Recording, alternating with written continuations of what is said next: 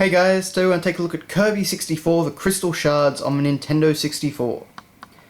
Now, I got this game on Christmas, and it was the first time I have played it in about 12 years. So I haven't played it since it was essentially new, and I got it out from the video store a couple of times and played it through then. But I've got to say, this has actually become my new favourite Kirby game. And, you know, I'll talk a bit about why later on, but regardless, this is a very, very high-quality Kirby game, and I don't actually see it get mentioned nearly as much or as often as it deserved. But anyway, so I guess consider this a late 25th anniversary Kirby video. So anyway, of course, on the front cover we have Kirby, we have the little crystal shards on the logo up there, we have Adeline, who has been really kind of popularized, I guess, by the Brawl in the Family webcomic, but anyway. We have Waddle Dee down there, we have King DDD or Day, and we have, what's her name, Ribbon, the little fairy that is exclusive to this game. So we have the big warp star in the background as well, and we've got this kind of nice checkerboard texture as well. So it's a pretty nice looking front cover, you know, just very fun and friendly. And, of course, as you can see, dozens of puffed-up special powers. So, yeah. As you can see by the rating, this is actually the American version. We have 1 to 4 player simultaneous multiplayer, of course, and you could use the N64 Rumble Pack. Now, of course, on the sides, because this is an N64 game, we have all these great pictures. So, we have Volcano Kirby here, spewing up rock on the yellow side. We have just a big, happy, floating Kirby over here. We have all our supporting characters over here. And we have a very cute shot of Kirby riding King Day, or DDD, I don't know, over here. And that is actually from gameplay, because you interact with all your companion characters throughout the game. And that includes getting to ride on DDD's back and, you know, hit stuff with his hammer. So yeah, I would imagine that was his first playable appearance. Anyway, so of course we have our usual description, apologies about the light, over here. And we have all our great screenshots over here. And one of the reasons that I love this Kirby game so much is that it made a really good effort to use the 3D environments. And it's kind of hard to see here. You can see down here we have Kirby running around the outside of King Day-Day-Day's castle.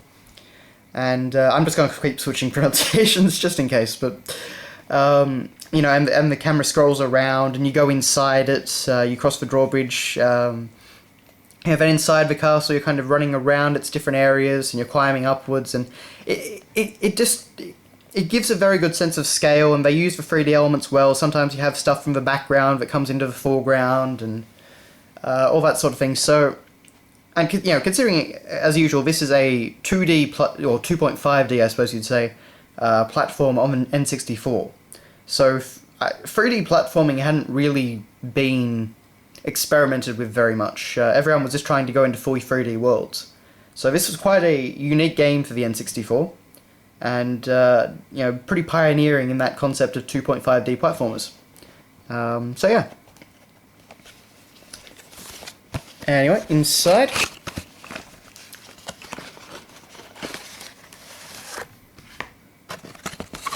Actually, first off, we have the cartridge. And it's basically just a redux of the front cover with a different Kirby picture. But, yeah, there it is. And let's see, then we have the Player's Guide, which this was a little offer that came with every single American game. And basically you could get a Nintendo Power Guide for Mario 64 and all that, but you know, by the time of Kirby 64, that cover, I mean, that's still showing Super Mario RPG and Donkey Kong Country 3 and Kirby's Dream Land 3. I mean, this was about 2000 that this came out. So, or maybe 99, but basically, you know, this stuff's probably a bit outdated by the time of Kirby 64. We have our exciting consumer information and precautions booklet. Yay. And we have our manual. So, inside, of course, it is naturally full colour and features plenty of very nice artwork. So we have all these different shots of Kirby here and one of Ribbon down here. And go further. We have the storyline actually told in words. There's no dialogue in any of the story sequences in the actual game, so this is actually pretty neat. So yeah, that's a very nice touch. Now we have it there. And so begins Kirby's latest adventure. One where actually he's not actually causing the problem, he's just fixing it. Funnily enough, but anyway. So controlling Kirby. And basically in the same style as Mario 64, we get all these great, you know, basically CG renders of Kirby doing all these different actions. And this was a common trait among N64 games, and I absolutely love it. It was so nice because they were visualizing every single action that a character, you know, their character could actually be taking. So it's just one of those very nice aspects. Now, one interesting thing to note here is that as far as I know, you can't actually just... Can you actually just grab onto an inhaled enemy without it becoming a star like that? So, no, I don't know. Anyway, I think that this might actually not be possible, because whenever you eat an enemy and then take it out, it turns into a star that you can throw at other enemies. So, but maybe I'm wrong. Maybe there's a way to do that and I just didn't figure it out. As you can see though, we have some very nice textures, very nice, you know, everything's just presented really nicely. It's, you know, it's had a lot of thought put into it. Keep your eyes peeled for the crystal shards.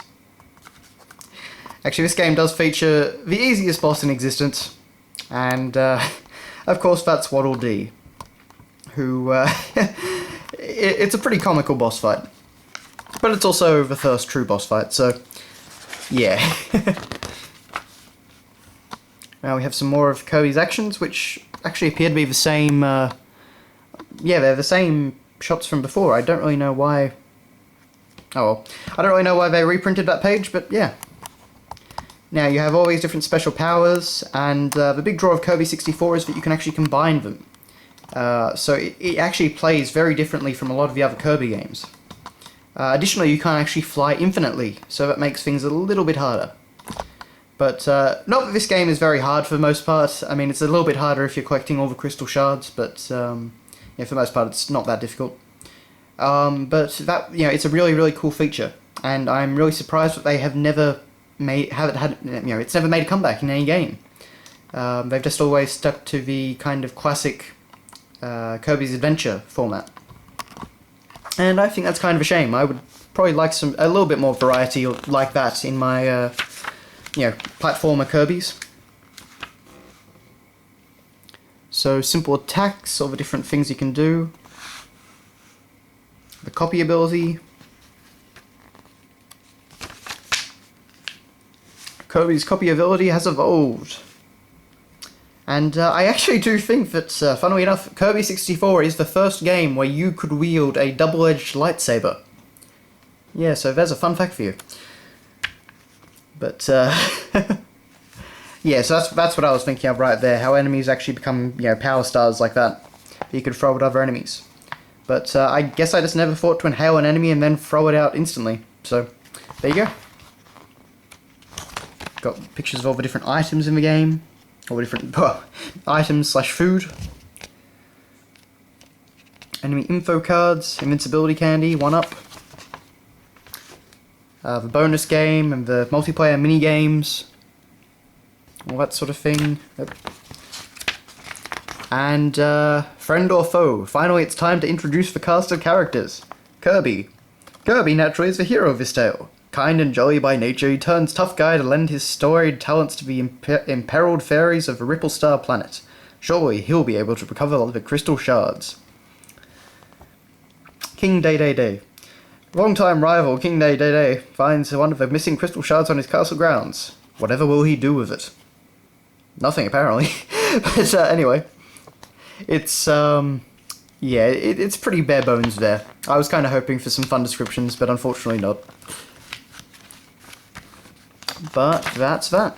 And of course we have an ad for the authorized repair centers for any of your Nintendo games.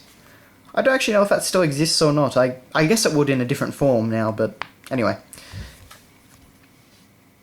So that has been your look at Kirby 64 on the Nintendo 64. As I say, it has actually now become my favourite Kirby game, even more so than Superstar. So if you haven't played Kirby 64, or you haven't played it in a while, just check it out. It's even if it doesn't become your favourite, it's still a very, very fun Kirby game, and something quite unique in the series. So thanks a lot for watching, guys, and I'll see you later.